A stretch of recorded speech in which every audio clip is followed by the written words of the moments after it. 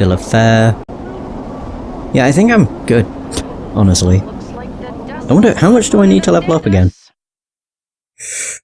1,300 XP. So I'm not far off, honestly. Yeah, not really. Which is good.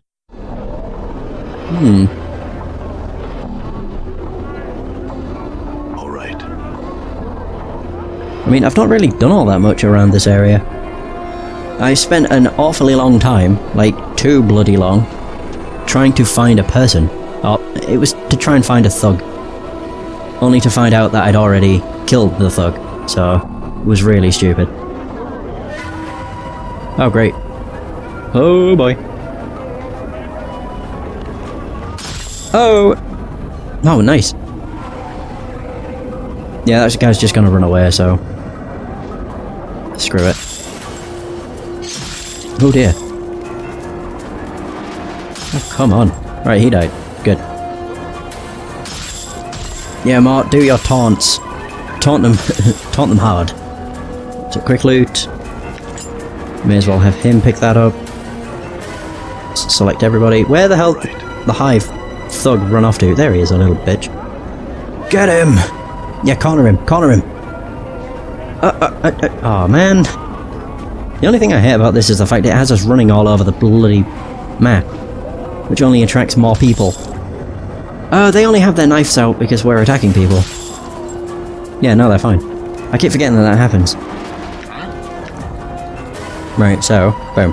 Done. Jesus. I mean, the cool thing about this is it does, you know, gives me items. Ah, shit. Really? Go for it. Although definitely, I want Mort to attack as well. Damn it! You see that? Oh, damn! 5 damage! I quite like quick loot being on, to be honest, but then I like to disable it when I'm not in combat. You don't need it. It could also be useful for just turning on in certain areas. 'Cause, you know, there might be something on the floor that you couldn't see. I don't want to talk with one of those. Yeah, we got more hive thugs, but they're not attacking on sight, so that's good. So is this the Smoldering Corpse Bar? Can't remember. I remember this place! Yeah, because you've got Ignis! The guy that's on fire, my god. Alright. Yeah, the Smoldering Corpse Bar is one of the coolest places. Just because have you seen this place? And they also have a lot of people in here. You got Ilquix. Oh. Well, they all actually have their own names. Ah, never mind. Mercy Killer Patron. Mercy Killer Patron. Yeah, they're just regular. Dakon. Oh my. You got Ebb Creek Knees. Elias. Barkus. So many. I think I fully explored the area though. Yeah, Smoldering Corpse Bar is such a cool place. Oh, hang on. So, this once functional door is now nailed shut and barred on the inside to protect against thieves. Oh, just people were breaking in. What douches. I just want to double check. I don't... Okay, I can get over here. I didn't know if I could because of the bloody dragons. Huh. Okay. We're in the Smoldering Corpse Bar. So good.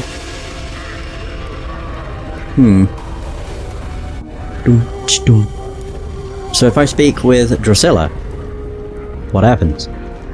So this is a woman with fading bruises on her face and arms, and a look of despair longing in her sunken eyes. She might have been pretty once, but those days were long ago. Wait, so those days were long ago. I keep losing my track, like where I am. She turns slowly to face you, life pours into her features, and the spark of sardonic light that dances in her eyes now makes you wonder if your eyes were deceiving you. Welcome to the Smoldering Corpse, scarred man. Who are you? I am Drusilla, or Drusilla. You must be clueless. Don't ask me how I know that, it just shines off you. Clueless? I think not. Shines, right. I'm not. She smirks at you, and her bruises seem almost... to fade. Whatever you say, dearie. Whatever. Answer some questions for me. Hi, traveller. What is it you seek? I'm looking for a journal. Would you happen to have seen it? A journal? Oh sure, I've kept an eye out for all stray journals, just in case some scarred man walks into my favourite bar and starts asking about it. Do you ask that of everyone you meet? What a fascinating life. I actually do. It's kind of like Silent Hill and Have You Seen a Little Girl? Because that's, you know, one of the things that's commonly asked in that game. Have you seen a little girl? I'm sorry, but have you seen a little girl? One of the best lines. Right, so... I've already read that. You have a smart mouth on you, don't you? Aye, a smart mouth for a smart head. I ain't the addle cove you might think, sod. I got a brain on me. You're so smart. Too bad it's not in you. Oh, what a burn. You should be able to answer my questions. So, what can you tell me about this place? Here, this is a smouldering corpse. The person smouldering ain't dead yet. He just keeps himself alive till someone comes along to help him out. Sods who like to see people in pain come here. Fiends like it, folks who don't much care for being bothered come here too. The name alone keeps out most of the Burks. Who is he anyway? My journal. That despair you saw on her face before flits across it again like a black-winged shadow before she masters herself. That's Ignis, one of the greatest wizards ever to come out of this slummy excuse for a cesspool. They caught him and they opened a channel to the plane. A fire through him. Now he's just a doorway for it, keeping himself alive by force of will alone. If someone could douse him for a few moments, it'd give him his life back again. But they don't make enough water to do that. Someone should be able to find something. Oh, yeah, what's your connection to him? Her voice practically throbs with a deep ache. I was Ignis's lover and he my beloved. He loved the flame more than me and now he has become the flame. And because I love him, I love the flame. But that's all done with now. Now I wait for him to douse himself. I sell what little I have. Just so I can be near him. Aw. Wait, so I'll ask about that again. Who is he anyway? Someone should be able to find something. Oh well. Oh. Never mind. I thought it was actually something. There was more to that, but apparently not. Looking for a collector by the name of Farod. Have you seen or heard of him? Farod, she sniggers.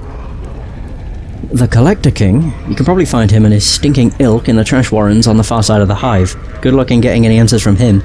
He's a sly devil, he is. Alright. So who is that burning by the entryway? Okay, so this one is just the same. What's your connection to him? More questions? Nothing? Good day. Okay. These are just the patrons.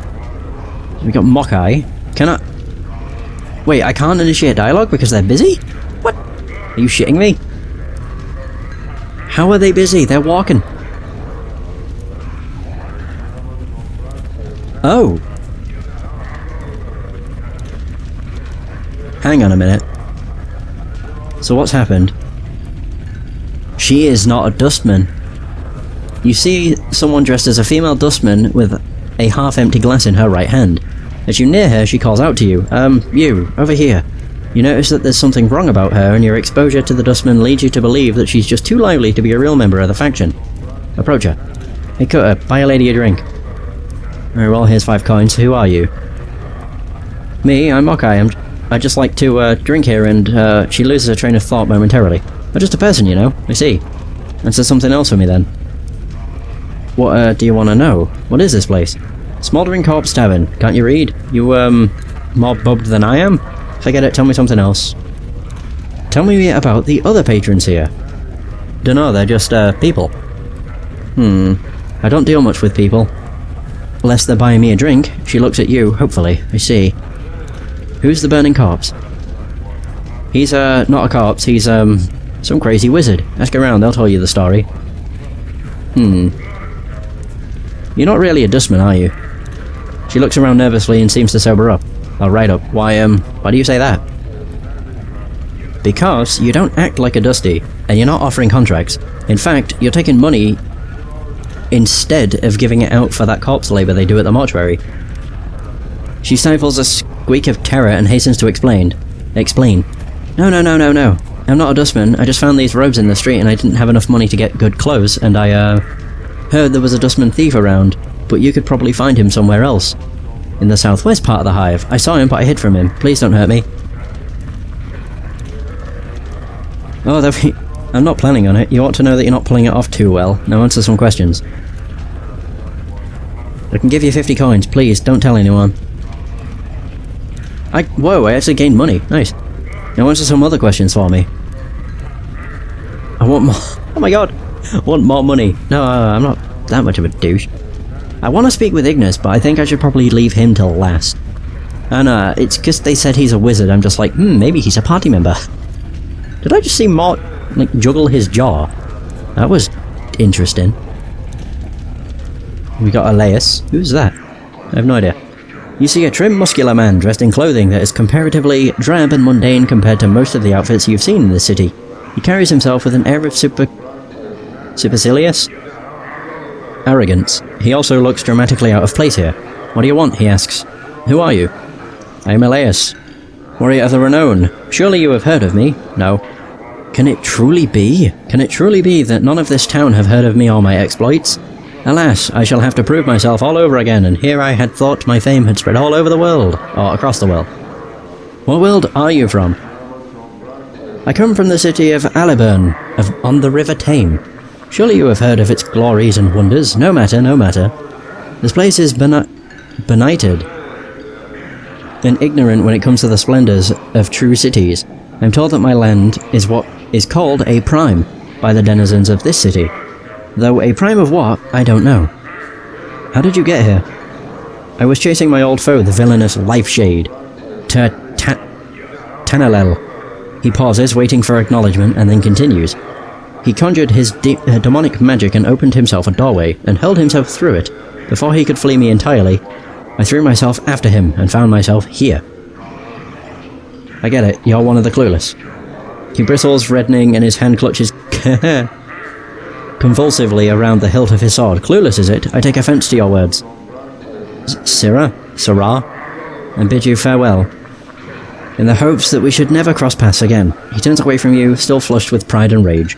Just wanted to ask some questions. He sighs heavily, and eyes you with disdain. Then be on with it, scarred one. Ask and be done. Who are the patrons of this tavern? The only person I know here is Ebb there. I am new to this place, and I do not make it my business to meddle in the affairs of others. Did you have any further questions for me, or may I continue to enjoy my solitude? Actually, I had a few more questions. What can you tell me about this place? This is a tavern, one of the familiar sights of home. At least, it would be, were it not for the fiendlings in the corner and the endless strangeness that parades before my eyes. I find that at least there is some humanity in this place, for which I am grateful. Oh, that's right, you're a clueless. You're a prime, aren't you? Ooh, wait, if you mean that I am from the true world, by that, then yes, I am a prime. I am a warrior of some small renown there. And while I may not know all the loopholes of this new land, neither would I call myself clueless, as some of the local varlets around here have done. No, alright. Let's just call off the insults, shall we? Call it even? Not until you apologise, villain. He looks like he's just spoiling for our fight. Or shall I provoke you more? Very well then, I apologise. Then, I suppose as a point of honour I must accept your apology. Very well, in return I offer my apology as well. Let us set the matter aside and speak no more of it. Very well, to answer some more questions. What knowledge do you seek? I'm looking for a journal. Have you seen one recently? I'm afraid that I have not been searching for such items. I'm doing my best to reorient myself to this unfamiliar setting, and while I focus on small details in my attempt to do so, I must confess I have not been looking for journals of any sort. Alright then, answer me some other questions. Have you heard of a collector named Farad? Farad, collector? These are names and terms unfamiliar to me, but if I should hear them mentioned in any other context, I shall certainly remember your face. Indeed, I could not forget it. And some more questions. I think that's it. Yep, nothing, forget it. Boom! Alright, that was different. Oh, Ebb Creek knees! Oh my. You see a slightly stooped old man with a full grey beard and a lion's mane of grey hair, who wears a couple shoulder guards as armour, and he keeps a helmet nearby. He smokes a pipe and carries a pouch of tobacco around his waist. He looks pretty strong, but he's a little plump and also appears to have some sort of breathing trouble. Well now, aren't you a sight, lad? Never have I seen so many scars blanketing a fella. Like a scar cloak you're wearing. Where you been? Hanging out in a grain thresher? He laughs. Oh, I'm just jesting with you, lad. No offence meant, and I hope no offence taken. I'm Ebb. He extends his hand. Greetings, Ebb. His handshake is firm. Now I hereby tender my apologies for the unfair jesting, lad. Hope no hard feelings. Can I buy you a tankard or two? Or something to soothe any ruffled feathers? Yeah, why not? That's the spirit, lad. Bide a moment. He rises to his feet and heads to the bar. After a moment, he returns to his seat with a pair of tankards. Here you go, lad. Drink up. He takes a massive swallow from his own tankard, puffs on his pipe and says, "What can old Ebb do for you on this fine Sigil day?" He had some questions about this place. Oh, well I gathered that just from the look of you. I mean, you don't look like you're from around these parts, lad. You look a little too out of sorts to be a seasoned native. Ebb chuckles, then takes another drink. So what can I help you with, lad? You need to know the lay of the land? Ebb winks. Who are you? Ebb Greek knees, third measure of the harmonium, now retired and being a tout with one's voice, since I don't step as lightly as I might these past 2 or 3 decades. He chuckles. Now lad, who be you? And what trouble might you be in? So, third measure of the harmonium? Ebb puffs up slightly in pride and gets a semi-stern look on his face. Aye, third measure of the harmonium. He relaxes a little. Though I haven't served a tour of duty in many a decade, pushing a quill wasn't quite up my alley after all the fights and skirmishes I've been in, so I just bide my time keeping tabs on things down here in the hive and helping out a little where I can. You look like someone who might need a hand. Are you in some kind of trouble? What fights and skirmishes have you been in? Ed rolls his eyes. More than I can remember, lad. Well, almost more than I can remember. Leastwise. I did an all too long tour in the Blood War, that infernal muck-up war of lies on Terrace. Far too many years in the Black Centuries War. Ed begins to tick off the wars on his fingers, and count silently to himself. Then there was the Three Plains War, with many others. I even took part in the Harmonium War of Liberation. Oh, towards the end there, I was also in the Sigil City Watch. Some could argue that was the most dangerous of them all. He laughs loudly. The mention of the Blood War feels like a cold dagger slipping onto your heart. Oh my god, so there's a lot of stuff here. So tell me more of the Blood War. Ebb sighs, oblivious to your reaction. Aye, the Blood War. The most dangerous family feud this side of the primordial soup. A mean-spirited mob of fiends on one side, a batch of warmonger fiends on the other. It's the war that creation sparked. They've been digging into each other ever since. 2 sets of fiends warring against each other, eh? Aye. The Tanari, vicious killers who care for none but themselves. And the Bartezu, war machine. All for law and order under their infernal rule. The whole mess spills out into other planes from time to time. And it's made the multiverse a less pleasant place to live. I see. I had some other questions. Do you know someone named Farid? Farid, Ebb frowns, takes the pipe from his mouth. Now lad, what you be wanting with a Burke like Farid? I think he stole some of my belongings. No doubt, lad, no doubt, Ebb grumbles, chewing on his pipe. You have to chain up everything around that grasping little spider. He should have been one of the fated. The way anything not chained down slips into his parlour. Don't give him a yard, or he'll take a league, eh? What do you know about him? Well now, I don't know everything there is to know about old Farid, but I know some of the dark surrounding him. If you're determined to track that spider and nail him to a wall, then I suppose I could spill some of the chant. So you know what you're tangling with. He pauses to tamp his pipe. Farid dug his nest deep into Ragpicker Square not too long ago. Got a bunch of collectors and gangs together and started what one could almost consider a collecting faction. Be that as it may, where can I find him? Well lad, if you're looking for Farid, which I would say is pretty balmy of you, you're a little off the beaten path. You won't be finding Ragpicker's Square. Chant is that Farid set up his kip somewhere in the square. Even an old fella like me who's been around the ring a few times don't know exactly where. I figure that Farid wants to keep the dark on his location dark.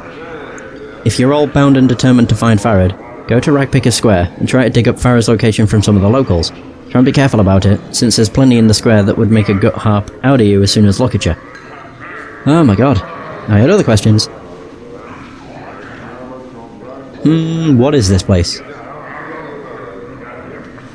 Oh wait, I said who are you? What's a tout? Well no, it's a good thing you asked, because now you've told me that you're green and a tout... Wait, that you're green and a tout's about the best person a clueless could have run into on the streets of Sigil. And I'm just the man someone like you is in need of. He takes a drink. A tout's a friendly city guide. Oh! Shows you what's what, gives you a little jaunt around town. A guide, aye. A guide is the best way to look at it. Except I don't really leave this jar on account of my age. So, mostly I suggest directions and places you might want to see in your travels in our fair city. Don't cost you a cent. Why is it free? A tout who can't command much of a price, lad. By the powers, 'twould be unfair to charge for just a bag of words. How old are you? Old enough to know better, lad, and too old to walk much. He puffs on his pipe. Let's just say my best years are behind me, and there's only a few irons that keep this heart beating. What irons? Well, lad, not to bring down the conversation, but I'm hoping that one day a holy fella will be making his way to the old smouldering corpse bar, and hopefully he'll shrive me some of my private sins, so I can go on and step off this plane for good. Oh, damn. So, what is this place is what I wanted to say. We're in the smouldering corpse bar, lad. Not a pretty place as some, but it's got its own homespun kind of charm. Okay. Okay, tell me about the patrons here. Well, you got O, who claims to be a letter, instead of a person. Some mercy killers waiting around for a criminal pair of Abishai on furlough from the Blood War. A Githzerai over there has been watching you from afar, not too unusual, mind you. They're pretty peery cutters. And Elias down there, clueless kid whose breeches seem to be just a bit too tight. If you get my meaning. If you want any information on the planes, talk to Kendry and Ilborn over there. He knows more than most I know. So who's the smouldering corpse there? Him? Oh, no corpse, lad. No dead of him. Near as we can tell, old Ignis is still alive inside that little roast pit. Near as we can figure, anyway. Beb wrinkles his nose. He can smell damnably awful sometimes, too. Keeps me on the pipe to make sure it don't worm its way into me nose, it does. He chuckles. How did he get here? Oh, there. Eb takes a smoke from his pipe for a moment, as if deciding how to phrase this comment. Or his comment. Well now, lad, Ignis had a smattering of problems, and some not slight wizardly magics to boot. And seldom do the two mix well, if you understand me. He liked to... Eb puffs on his pipes, and smoke trails up. Well, he liked to burn things. He started torching places and people, and generally making a bunch of trouble. And? Well, now most of this was going on in the Hive, and I'll be the first to admit that the Hive was not the first place, or is not the first place the Harmonian goes to keep Sigil's law. Eb looks a little shamefaced. A failing on our part, since it may be the place where our presence is most needed. So by the lady's reckoning, there was a little street-side justice in the wizardly community. A bunch of tea leaf raiders, hedge wizards, and midwife witches got together and managed to weave a spell that was kind of poetic justice. Eb gestures with his pipe at the figure, so now he sits there and burns. He's still alive, which I don't think they counted on. Wait, so who are you? What makes you think I'm in trouble? Ah, here we go. Lad, no one has as many scars as you have and isn't in some sort of trouble, either from himself or from others. Eb looks at you in mock reproach. What do you take old Eb for? Blind? Huh, look, I'm a little weathered around the edges, but I've still got some sight and sense. Now, what's dogging your heels to be causing such trouble? Mayhap I can help you, eh? A few troubles. I woke up in the mortuary and seem to have forgotten who I am. Eh? Eb blinks, then frowns. What was that you said, lad? That you woke up in the mortuary? Eb studied you closely. Oh no. They mistake you for dead under all them scars. Mayhap. Eb chuckles. Can't say I would have been any smarter, he puffs his pipe. Them dusties. He catches himself. I mean, them dustmen. Dusties being a rude term to refer to them pale-faced fellas. I don't mean them too much disrespect.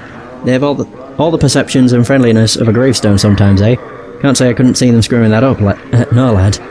That's what I've heard. No, it's the fact I'm immortal. Yeah, one of those burdens. Tell me of Sigil and its environs. Holy crap, this guy's got a lot of dialogue. I mean, I kind of expected it, but whatever. Whoops. It's just a bit crazy, my goodness. So Eb laughs loudly. You don't think small, do you? If you want to know what's outside the city, go talk to Kendry and Ilborn over there. He's the traveller of this place. As for the rest of it, well, I can tell you... Oh god. I keep, hiccuping and burping. It's gross. I can tell you of the lady, the Dabas keys and portals, the way we keep track of time, the way the city's laid out. What was it you wanted to know? Tell me of the lady. Well now, not many know much about her, lad, and I'm figuring even those that know more than a little don't know too much more. She's a mystery, she is. And even should you run across her, powers forbid. She's silent and deadly. She's not evil, far as I can tell. But she keeps the dark about herself and Sigil pretty tight. None's been able to penetrate it, and if they have, they've been mazed. Mazed? What do you mean? Sometimes Bloods will be packed off to a place where they can do no harm, or can't do no harm. The lady, see, she'll take a bit of Sigil and make a little dimensional pocket out of it, a maze. She places those that have crossed her in there and lets them rot. Ed puffs his pipe. Now, you can't escape getting mazed once a lady sets her gaze on you, lad. She'll get you eventually, no matter how hard you try and dodge her. You'll be walking down an alley, or about to step through a portal, or take a left turn down a street you've gone many-fold times before. And suddenly, you're someplace you don't recognise. Now, mazes aren't escape-proof. There's always a way out of each one. A portal the lady places there. You just have to figure out where it is and how to use it. Another thing I really like about this is the fact the dialogue's just incredible. Or all the text, more so. Go on. Chances are you won't be meeting her, or you won't meet her unless you do something really bad. Hurting a lot of people, killing a Dabbus, challenging her rule, worshipping her. She hates that. We figure. Or interfering with the Dabbus' work, which may as well be the lady's work. If you're lucky, just the Mercy Killers will come for you. But if she comes, you'll be dead as soon as her shadow falls on you. Please continue. Now, the lady can do almost anything in Sigil, lad. Near as we can figure. Make it bigger or smaller, make new portals, seal off old ones, make sure the Blood War don't break out into the streets, keep folks from teleporting into the city, keeping the powers out. Huh, who are the powers? It's another way of saying gods, lad. And there's a great horde of them across the plains. Eb takes a puff from his pipe. They can't come to Sigil, though. The lady has a way of keeping them out that she hasn't spilled the chant yet, or chant to yet. Be that as it may, it's kept Sigil from being seized by outside interests. Okay, had some other questions. Tell me about the Dabbus. Those funny floating bloods that speak in symbols? Bless. Quite a piece of work, eh? The Dabbus are kind of the lady's janitors and workmen. Doing exactly what she wants, make sure Sigil's running up to snuff, patching walls, tearing down old buildings, building new ones, setting up portals, sealing off others, and on and on. They're a pretty neutral faring bunch. And you don't want to interfere with one or kill one, or you'll bring the lady's wrath down on you right quick. Okay, so what about Sigil's time? Ah crap, I pressed the wrong button. Sigil's time. The way we measure time in Sigil is by the brightness of the sky. See, we haven't got a sun and moon like most worlds. We've just got this everlasting haze that brightens and darkens at regular cycles. What most folks call midnight, we call anti-peak. What they call noon, we call peak. See, it's based on the peak and anti-peak of the brightness, so when someone says about 5 hours past peak, that's what they mean. Other questions about Sigil. Tell me about the city's layout. I need a drink.